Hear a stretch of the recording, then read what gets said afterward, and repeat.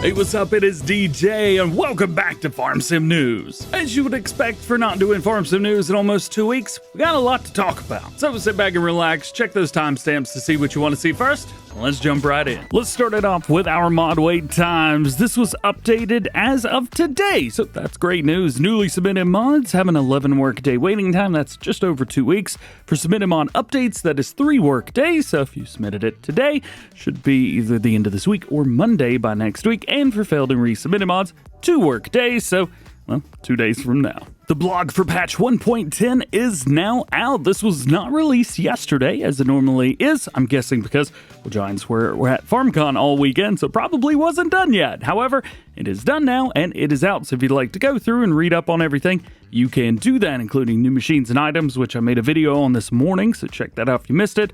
New additions and improvements, and fixes and changes. It's all in there. Now we jump over to our modder news, and we get to talk about something very cool, some swathing mods from BC Bueller Farms. He says the pickup header is basically done with a new preset for the Massey Ferguson 8570 combine harvester, which is in the base game, as well as some other tweaks. And as far as the Swather Pack goes, he's got the Swather and Draper head mostly done, just a few little things to do on both of those. However, he hasn't started on the disc bind header yet. He's also added 4 brand new models and model options to offer basically every version of the Swather in real life, so that there's no reason to use any poor conversions or anything else that may be out there. This is the one to go for. Man, I'm so excited about this mod. Another one you might be excited about, the Classic American Icons modding Big Bud KTA 525. That's that Welker Farms edition. They say, that tractor looks awfully familiar.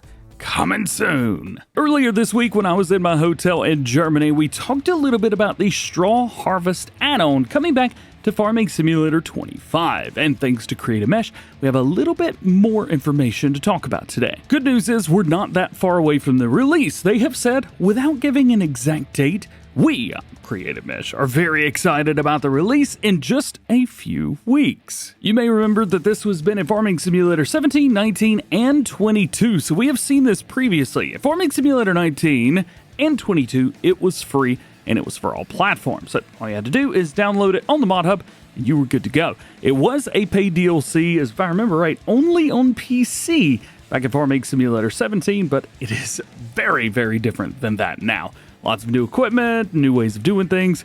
I love it. So if you'd like to check out what it's probably going to be like, go to Farming Simulator 22 and download the mod, and you'll get a pretty good idea of what to expect in 25. We've got some great news from Rooster Mods and their John Deere 825 row crop cultivator. It's actually a weeder, but back on the farm that I grew up on, we did things exactly like this, except it was like 4 rows instead of a bunch of them. He says it's been in the works since almost the beginning of 2025. Man, we're already in the 7th month. It's July already. I can't even believe it.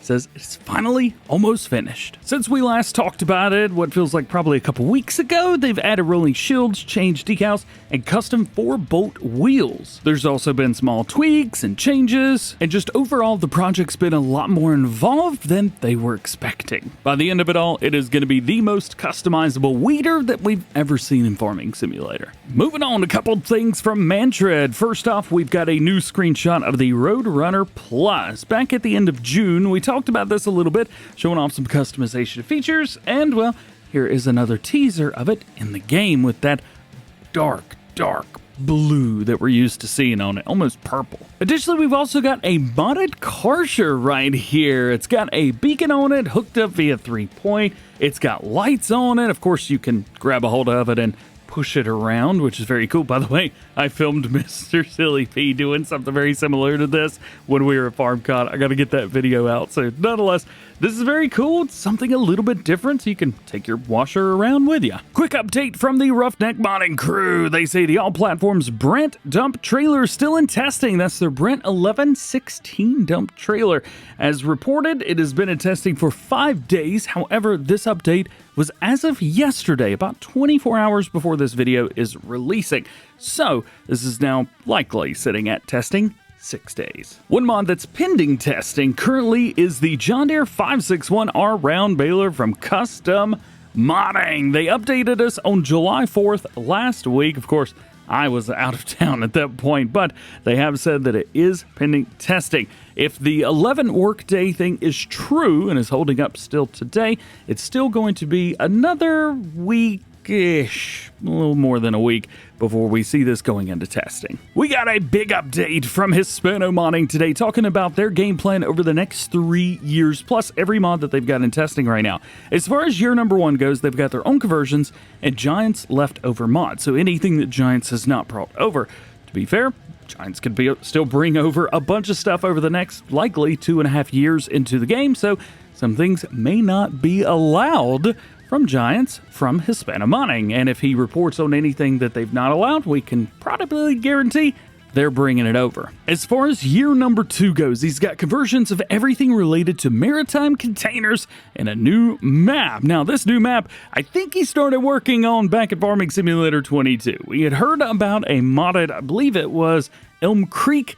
However, we never saw that one, and it never saw the light of day, only 1 or 2 screenshots. But sounds like that will be coming back. So by railroad and shipping, it'll have a loading terminal and an unloading terminal, so points of sale with the respective cranes and handling containers. Additionally, this will be for all platforms, so that is great news. And if this is into year 2, so we're talking like a year from now, we will also have our boats in the game by then. So that's very, very exciting. And into year number 3, of course, new mods, mainly 4x4 vehicles and maybe some American trucks, he says. However, this could change. You probably noticed that year 1 and year 3 were the smallest. He's got his game plan ready for year number 1, and year number 3 is, well, it's like a year and a half away. So the game plan is a little bit more thin when it comes to that far in advance. Now, of course, we also get to see everything that he's got in testing right now. A whole bunch of stuff. We got John Deere front loaders in there, the Viking Fanex, Furman trailer. There's all kinds. of Kinsey Mocktail 261. Very cool to see that. TMC Kinsella stuff. Rossamash K12200. And a whole lot more. So definitely check out this list and check out and see if there's anything that you've been waiting on that's on it. Now let's talk about placeables and maps. And we're going to start with Icus Fan Modding, who's got their 60x80 shed. This is still a work in progress, but it is looking good. We haven't seen the colorway on this either. We've still got the white on the bottom as well as the color on the top, but we do see it in a couple different greens and red, so that is nice to see as well. We have 2 drive-through bays, main bay with a pressure washer, and a small skid steer bay on the side.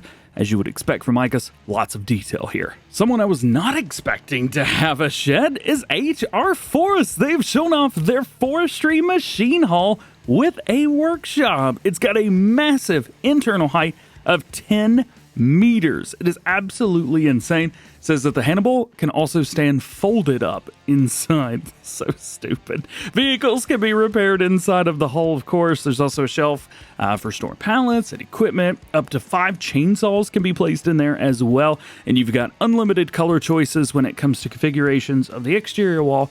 And you have solar panels. And they say now, Subcompany only has to lead mass production. Whatever that means. Let's see what they start doing in this planning office. Kind of neat. So they got a little story to go along with it. I love seeing stuff like this. Very, very different from most of the buildings that we've seen. Goodness gracious. Interior, this thing's massive. Now let's talk about maps. We have Cello Buki starting off, who talks about a feature coming to a map, not specifically the map itself. Soybean Straw Simplified. So what he's going to be doing on Iowa Plains map, and probably other map updates afterwards, is he's taking the soybean straw that he's planned on doing, and he's renaming it in the game, and it will function as just straw. Exactly like what you'd get from wheat, barley, oats, things like that. This change was made to avoid any issues with animal bedding, and also to ensure that everything works seamlessly. So basically, the map just gives you straw from soybeans. There's also the extended straw crops mod from Yoast that does the exact same thing. However, this, unlike being PC only, will be for all platforms. So 2 thumbs up. Lastly, today we're going to talk about black sheep modding and a name that you haven't heard in a while, South Mountain Creamery. Before we get too in depth with it, I'm going to tell you, it ain't coming back. So that's the moral of this story today. But the news part of this is why it is not coming back. Well, the map is based on a real representation of a family business located in the United States. Black Sheep Modding had their permission to publish the map in Farming Simulator 19. However, when they reached out again for authorization in FS22 to put it in, it went unanswered, which explains why it was not converted. And the exact same thing has happened, at least so far, with Farming Simulator 25. My understanding is the South Mountain Creamery owners, family, etc. have not even responded to Black Sheep Modding's request to have the map put in. The comments have requested, like, hey, why don't you just not call it South Mountain Creamery? Why don't you call it something else? And Black Sheep Modding have said they are not interested in doing that. So, at least as of right now, this map, just like Lone Oak and a lot of other really awesome classics from 17, will not be returning. And that is it. Thank you so much for hanging out with me today, and thank you for bearing with me while I went on the trip to FarmCon to bring you guys all of the news and information about, well, the new stuff that's coming. We still don't know about the third DLC. What's in the third DLC? I think we all think it's Mercedes. Nonetheless, thank you for watching. Hope you have an awesome day. We'll see you later. Peace.